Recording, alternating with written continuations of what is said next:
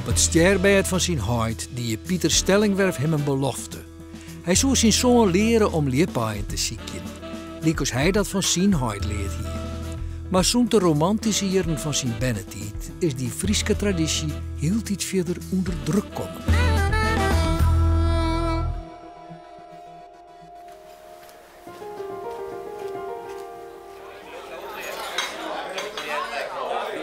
Nou ja, en dan hebben we Salverde uit Malkwaar en Pieter en Tjardo Stellingwerf uit Hemmeland. Pieter die heeft zijn huid beloofd om met Tjardo het huisziekje te leren. Nou, ik hoop dat er wat in zit, hè, door die beest. En ik hoop dat het een hele goede huisarger wordt. Oké. Zo wil ik het maar zeggen. Oké. Om aanzieken te maken had een aanziekenskaart nodig van een Friese vogelwacht. Daarom zit ik nu bij deze man. Ze zullen de kaart aan het begin van de jong uitdelen, maar we zijn al meer dan een uur verder. Als ik aan de kaart heb, ging ik naar huis staan, want ik moet nog leren voor een toets. En dan krijg je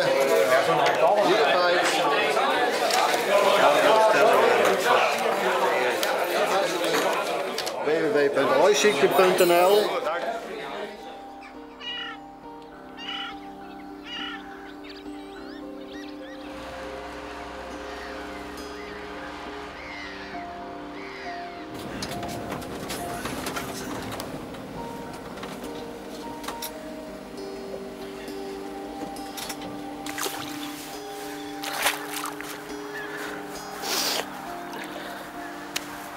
Ah, sure.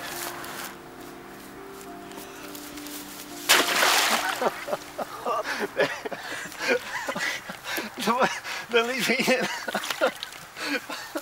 Dan liet hij helemaal los. Nee, maar...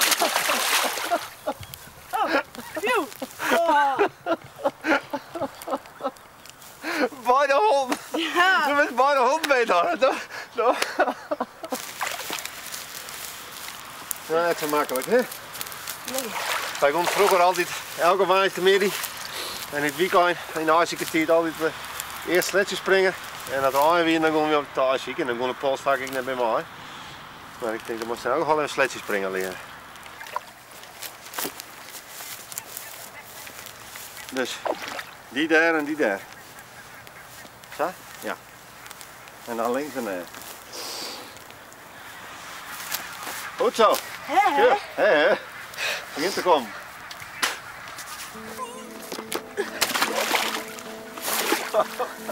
Goed zo. Super. Gisteravond zag ik voor de tv nog GroenLinks. Ja? En die vrouw die zegt, er moet een andere materie op losgelaten worden. De eieren mogen wel gezocht worden, maar laten liggen. Ja, laten liggen. Ja, denk ik Maar ook. we krijgen steeds minder kievieten. Ja, ja. En dat is niet alleen van het eierraap hoor. Nee, dat is ook de intensieve Juist, landbouw. de intensieve landbouw, maar en in Frankrijk- deze, Ja? wat dacht je van die ganzen? Ja, Vroeger hadden we in het achterste stuk 8 hectare, 17 nesten, Ja. kievietsnesten. Ja. Nou niet één. Nee, ik heb Het hier- land is zo kaal als hier de weg. ja. Ja, Er komt geen keer een kieviet wil ruw land hebben. ja die wil Een nestje bouwen, warme zoeken en die juist wil, een ruw land die hebben. wil beschutting. En dat komt alleen nog niet van de boer, zeg maar, diepontwatering. Nou, miniem. Ik geef er niks voor. Alleen het land is zo kaal. Hier zit geen kiewit meer dan? Nee, praktisch niet. Je wordt ook een, ja, ze komen wel eens even een kijkje nemen, Ja. maar niet wat aan. Nee, Je stelt niks meer voor.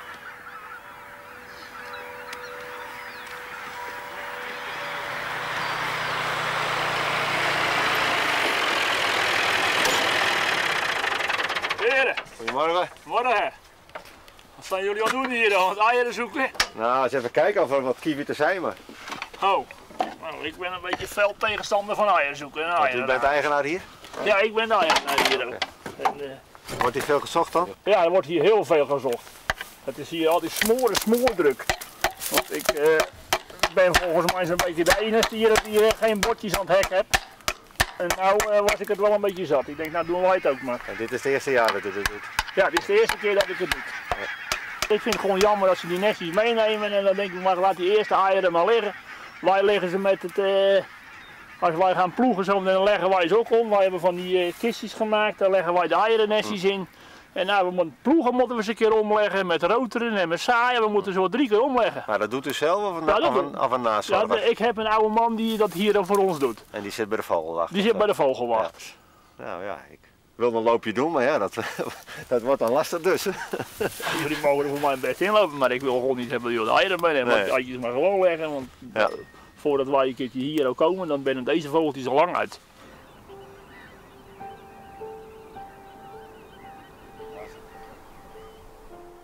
Maar daarom gaat hij telkens iets omheen en dan gaat hij weer naar beneden. Ja. Heeft hij dan een nest? Nee, is te druk dan. Dus die dingen zijn die dingen. Dingen zijn Die molen en die bult. Moet even opletten. Wat zo'n paar keer van zitten. Weet ik niet. Zo de grutsk op die wijze of zo dus in Hollersquaddy. Wat denk je? Waarom zou hij in Hollersquaddy denk ik? Nou, maar zo elke liep in de gaten naast.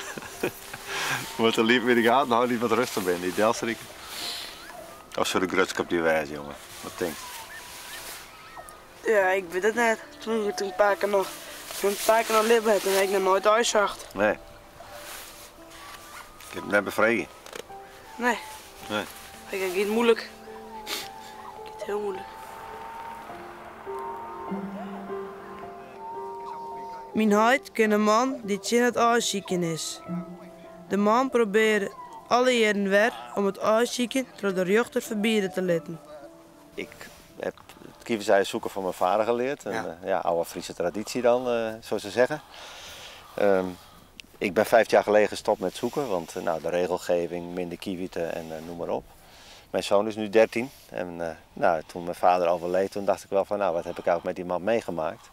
En dat was wel dat ik als jongetje aan zijn hand door het weiland liep. Mijn vader was boerenarbeider bij zijn broer.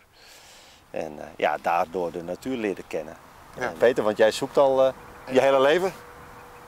Vanaf kinds af doe ik ook met mijn vader mee. 40 jaar naar kievitseieren. Ik zoek nog veel langer al naar kievietseieren, maar ik laat ze liggen. Ja. Ja, dat is het verschil. Ja. Want met dat zoeken, dat roepen we eigenlijk vanaf het begin, met dat zoeken zou nog niet eens zo erg zijn. Mag officieel ook niet, want kieviet is een beschermde vogel en je mag niet eens een poging doen om een nest te vinden. Maar goed. In Nederland niet. In heel Europa niet. Heel Europa niet. Van jongs af aan zit je dat erin, in de genen, dat zit je in het bloed. Je hebt iets waar je van houdt. Je hebt iets waar je passie is, je hebt iets waar je mooi vindt. En daar wordt aan getrokken. Door regels. En dat mag. Maar bij Friese kom je natuurlijk aan iets wat in je hart ligt. Het zit mij ook in mijn hart. Minstens zo diep als bij u. Alleen anders. Als ik zie dat mensen eieren meenemen van vogels, denk ik, dat is onzin. Dat zou je niet moeten willen. En als het om een andere soort zou gaan dan de kieviet, dan zegt iedereen, blijf met je fikken van dat nest af. Ja? Alleen de kieviet is daar een uitzondering op. Dat begrijp ik niet. Is helemaal niet nodig. En als het dan ook nog slecht gaat met die weidevogels, dan zeg je van nou moet je er extra zuinig op zijn. Nou krijg je dus dat al die kievieten op hetzelfde moment ongeveer gaan broeden. Ja, want het grootste deel wat in maart broedt, dat wordt geraapt. En een aantal broedt nog niet in maart, maar begin april beginnen ze nu allemaal. En dat betekent dat je begin mei alle eerste jonge kievietjes hebt, de kuikens. En zegt ja, die kunnen wij niet beschermen, want wat gebeurt er begin mei? Dan worden alle weilanden voor het eerst gemaaid. Dus die is echt, juist door die synchronisatie, dat het allemaal op hetzelfde moment gebeurt, dat is het slechtste wat je kan doen voor de kievieten. Hoeveel lang heeft het dan dit hier? Ik zit nu juist in de zaal, juist de morgen in zo'n en ik heb verjouwd. Ik heb 11, ik maar een verjouwer vinden. Ja, maar zo juist de zaal dat die tijd draaien de man, hè? Dus dat is quote me dan verteld. No? Maar wat doet dat maar? Opbieden. Alle jaren? Alle jaren opbieden. Ja, hè? En net verkeep je? Nee, verkeep je toch niet. Nee? Zo, wij zitten hier nog druk de maatje hoe het lippen. Nou ja, in Frankrijk wil je zitten. Ja. Daar lezen ze op Dutch in hotels. Die liggen in Frankrijk lezen nooit weer. Als je een keer op een pannen liggen, nou, op een bad lezen, net die wij vinden en de wij hier, ja. Die lezen weer. Ja. Dus die Fransen doen het radicaal.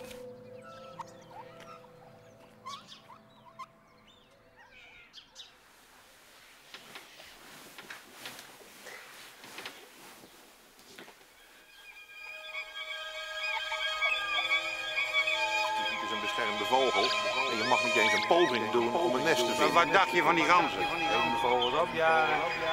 Als het om een andere soort zou gaan dan de kieviet, dan zegt iedereen, blijf met je fikken van dat nest af. 80% van het land is Gewoon jammer dat ze die net niet meenemen en dan denk ik, maar laat die eerste eieren maar liggen. En die eerste leksels, dat zijn de grootste, zwaarste eieren.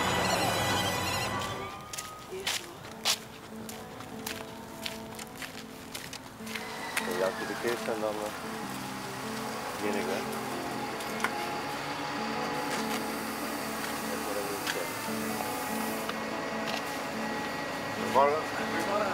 Nou, zet hem op. Stukje jongen. Ja. Oh ja. Denk aan de bus, want dan zit de bus boos.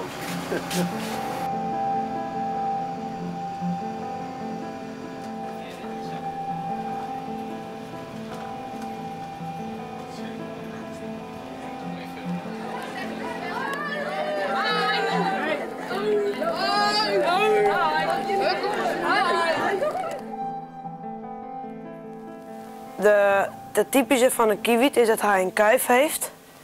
Dat hebben heel veel andere vogels niet. Het mannetje heeft een langere kuif dan een vrouwtje. En hoe ouder het mannetje wordt, hoe langer ook het kuifje wordt. En een kieviet kan meerdere keren eieren leggen. Dus als bijvoorbeeld 3 eieren zijn weggehaald of opgegeten, dan kan hij nog een keer eieren leggen. Alleen dan laat hij de andere eieren achter en die komen dan niet uit. De mens is een bedreiging. Ook eierzoekers zijn een bedreiging, ze halen eieren weg. Maar waarom doen mensen het dan? Nou ja, het is een soort van Friese traditie. En dat willen ze graag behouden. Alleen die mensen die eieren zoeken, die doen vaak ook aan nazorg. En die nazorg is dat ze bij de eieren zetten ze paaltjes, zodat de boer er niet overheen maait. Zijn er nog vragen? Wat vind je zelf van de eieren rapen? Wat ik er zelf van vind? Nou, het hoort wel bij de Friese traditie, alleen als je daarmee zorgt dat de kieviet uitsterft, vind ik het niet goed. Dus als je een paar eieren vindt en dat daar ook bij laat, dan zou ik het wel goed vinden. Maar er zijn ook sommigen die nemen heel veel eieren mee en dat is natuurlijk niet heel goed.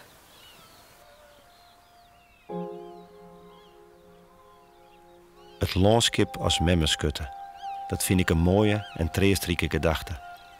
Wij als mensen die eruit wij komen en niet waarom gaan. Een landschap dat diep in onze genen zit.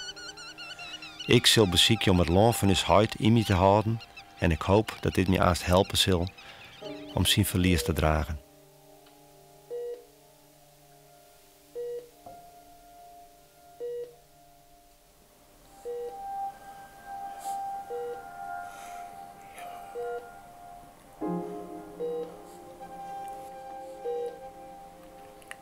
Wij binnen mij een protte leefde en aandacht grutbracht. En het dacht mij goed dat we dit dus uit een mem aan de eind van haar lippen waarom Jan kon.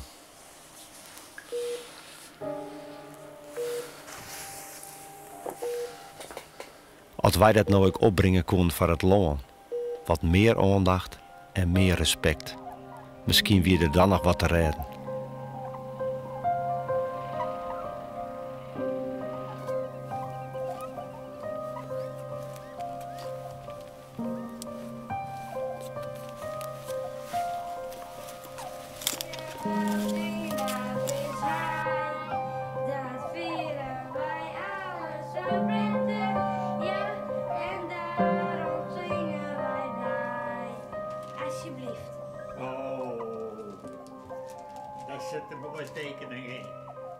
Het zou mooi wezen als we een ei vinden.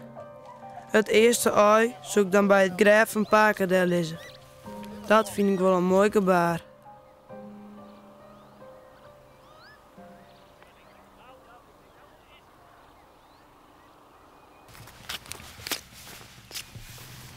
Jerjo, luid er wat of net? Ja. Goed zo. Dat makkelijk is soms, of zo moeilijk? Ja, uit. Ja. Ik roei hier en ik zie het die kant uit. Ja, daarom zit ik helemaal om de heen elke ja, keer. uit. Moet maar eens net rapen. Maar net eraan. Zo? Ja. Zenden. En dan moest er afwachten. Zei het dan. Jij niet, stiet er dan naast op.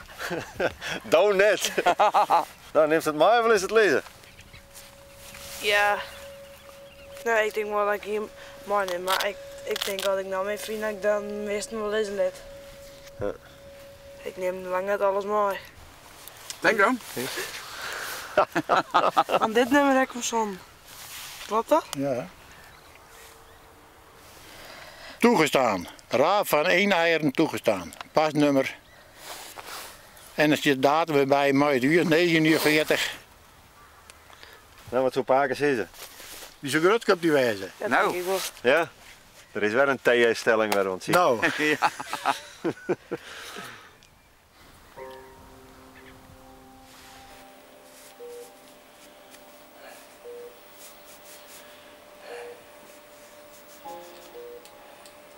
Ja, dan heb ik het hem leert en dan houdt het op misschien. Hè? Ja. Dan houdt het hier op. Hey.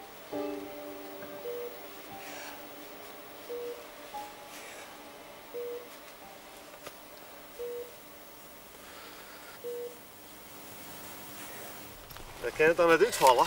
Ja, maar ik ben er heel voorzichtig in. Waar is het? Ik had lezen letten. Nou, zie ik je maar op.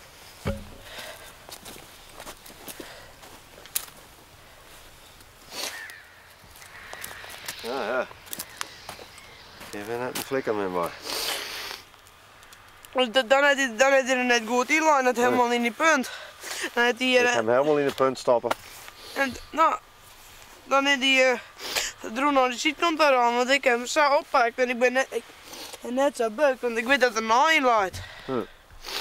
Nou.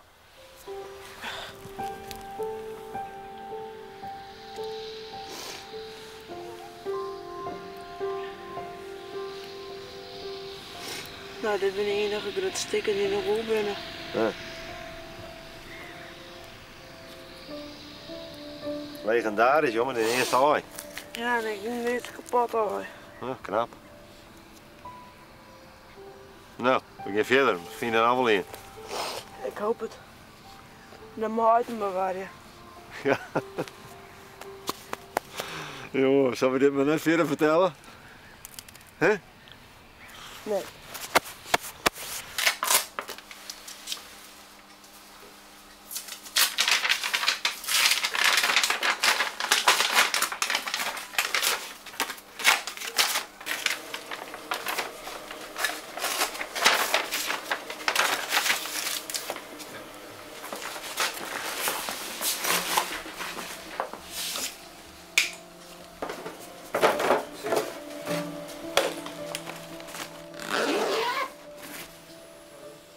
Op 13 april is his huid vredig stil.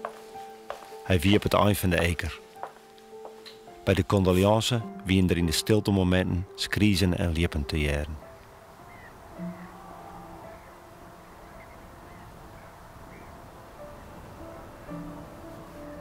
Ik kon ze hier nog wat zit, maar het is wel verrekte stil. Ik ben 15 jaar het land het in wist, maar ik schrik er wel van.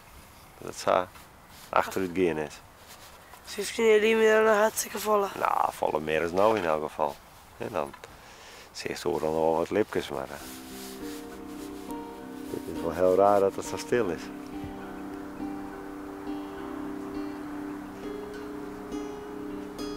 Kijken?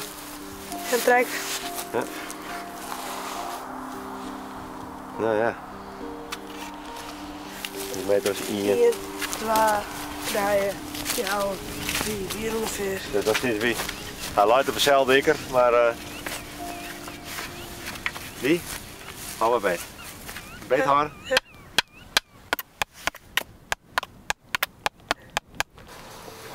Nou ja, de bedoeling is dat we de J van Jorwert vliegen, ongeveer.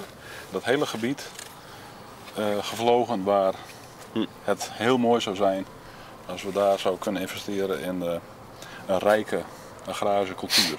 Ja, dus de bedoeling is dat, dat dit gebied, dat we daar de grutto en de kiwi, dat we die daar weer volop terugkrijgen.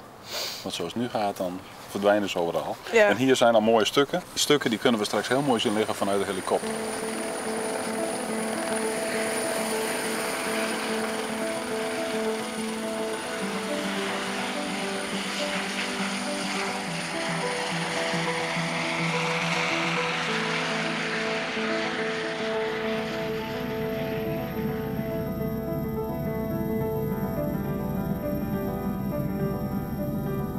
Teun Spiersma is bioloog. Hij woonde in hetzelfde dorp als ik nou.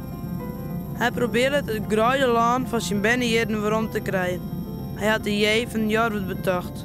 In de J van Jorwert kan boeren werken, maar kan vogels nesten lissen en jong krijgen. Het leek mij een goed idee. Maar dat slag het, dat weet ik net. Zoenen alle boeren weer mooi werken en een sokkend hartstikke duur.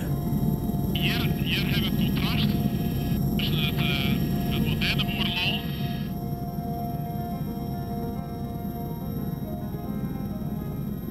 Dan krijgt het wetter, dus dan heeft hier al wat meer land en dan heeft hij een prachtige bloemenvegetatie. Hier is kaal en daar is heel veel zuring en boterbloemen. En die beide boeren, die gaan we straks in. Dit is Klaas Oevering, die hebben beide de plant straks. Verstaan? In het waar hier, als die skriers en de liepen weer opkomen, dan brokken ze dat wetter een heel soort.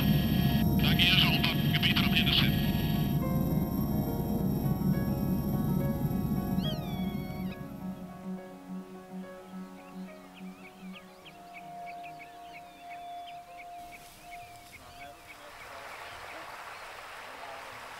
Het mooie van dit loon is dat die beesten niet breeden. Staan gewoon meent klaar is de zaak daar. En die pieken die hebben er altijd rond. Dus die kan altijd naar dat kroederijke loon. En wat die pieken nodig hebben, die fretten insecten. Die ouden die fretten wierms. Maar die piekjes die fretten insecten. En hoeveel meer bloemen er binnen, hoeveel meer insecten er binnen. Oh ja, Dus dan dan vangen ze ook meer insecten. Ja, en dan vangen ze ook meer insecten. En zo kan aan als deze. Dus wat je niet voorstellen, maar als die piekjes die rennen het rood gas in en die pakken van die bloemkes pakken ze de insecten op. En er zijn lietse plakjes, maar dit soort blomkeloon. Ja. En wat het wetter heet zit, als je het wetter zeggen we van de loon hebben. Maar hoe groter dat oervlak van dat loon is, hoe beter die skriers het doen. Ja. We wezen maar wat daar, nou, hoe kan je een goed bordje, mooi kroederig loon. Wat we ontnoten net zo heel goed in hebben, vind ik, in de provincie. We hebben het nooit goed meer. Ja. We hebben altijd maar zo'n nou, dat eintellen en dan weten we het wel. Ja. Maar dat is natuurlijk helemaal het bier, want het gaat erom wat er uit zijn ooi komt. En dan heeft uw onderzoek bijvoorbeeld bleken dat de kans dat een broertje een skriers oplevert in dit soort loon, in het mooie loon, in het blomkeloon. Ja. Elk broertje levert ongeveer een hele volwassen skriers op die weer omkomt. Ja. In dat intensieve boerenloon, zeg maar derde, dit is nog net niet eens intensief, dan levert elk broertje een 20ste volwassen skriers op die weer omkomt. En een 20ste volwassen skriers die weer omkomt, dan dondert die populatie ook hoor. Dat is haast niks. Ja. Maar een hele skriers die als volwassen er weer omkomt, ja, dat is een heel soort en dan krijg je groeiende populaties. Het mooiste probleem in de Shin. Prachtig, hè? Wow, hij is heel wat niet zien. Zo veel een skriers. Ik heb zijn hart. Ik wil zijn hart bedoel ik. Veel zijn hart? Ja. Het gaat heel hard, hè?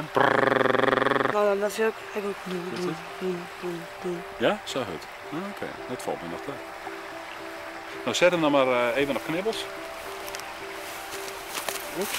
Nou, dat gaat er. Zo.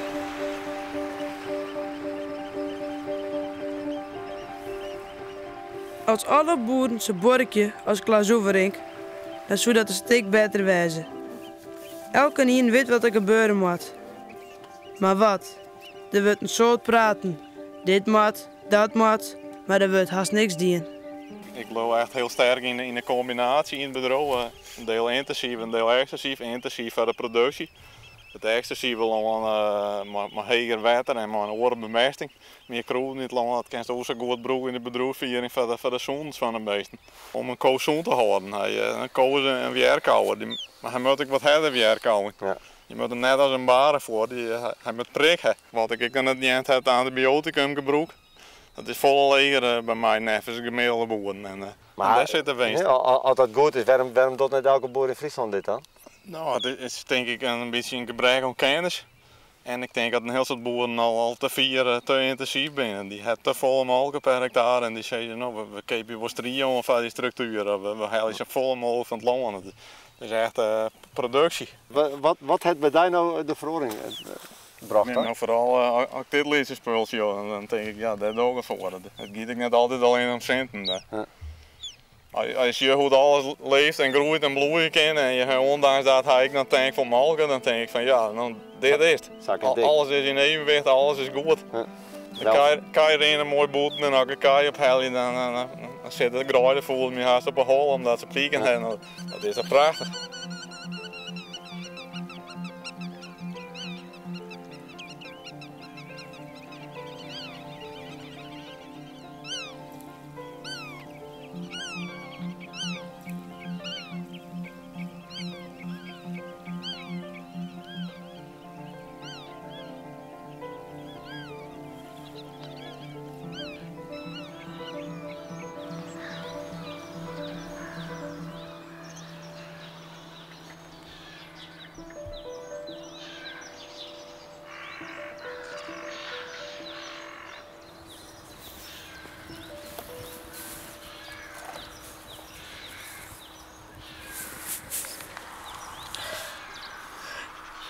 Nee, dat weet het dan niet. Maar ik het zelf wel zo uit de pad in die pad, hè? Ja, dat weet ik wel. Nee. Daar goel ik net om. Ik wil staan wat. Paard. Een paard. Ja.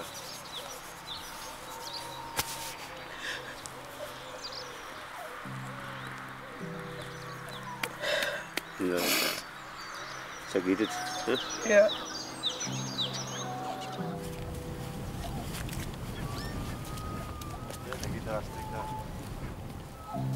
Ik heb geleerd om te uitzieken en om nooit te doen.